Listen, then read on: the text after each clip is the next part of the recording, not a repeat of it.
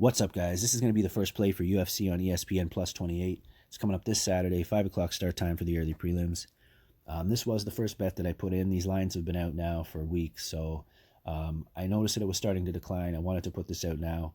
It started out at about 2.62, or at least that's what it was when I put the bet in.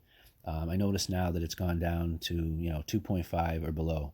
I still think there's value on that. I'd say the line should be at at the best, probably pick'em odds. Trinaldo's 41 years old now. Back in the day, I probably would have leaned towards him about 5 years ago. At this point, since the James Vick fight, he hasn't looked great. I was really disappointed with his performance in that fight. He picked up a win over Bobby Green in Brazil in his last one, but it was a clear robbery. Green was taunting him at home, and you go into Brazil and taunt the Brazilian fighter, you're asking to get robbed, and that's exactly what happened.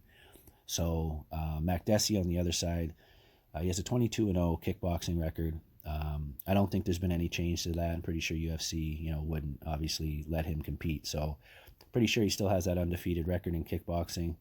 Not a whole lot to talk about in the UFC, right? He is on a 3-fight win streak, though, and 4 out of his last 5 fights were wins. So we got Trinaldo, who, in my opinion, 3 out of his last 4 were losses, and then Makdessi, 4 out of his last 5 wins, and on a 3-fight win streak. So trajectory-wise, it looks good for Makdessi as well.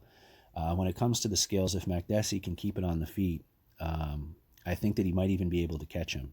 Age plays a huge factor as to why I'm putting this bet in. I do think that it's starting to catch up with Trinaldo, and he's slowing down.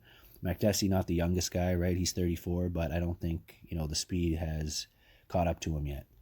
So it is an interesting fight. I never write off Trinaldo. I mean, the fact that he's even fighting, at 41 does say a lot. But again, it should be a win for Makdessi. If not, he's really going to have some questions to ask himself. If you're taking a loss to a guy who's basically on his way out at this point, he might want to start thinking about coaching over at TriStar, because this is a fight that he pretty much has to win. Same thing for Trinaldo. I mean, if Trinaldo loses this fight, I think he should hang it up as well. But we'll see what happens. With it being in Brazil, just be aware, guys, any bets that you place, the robbery potential is there.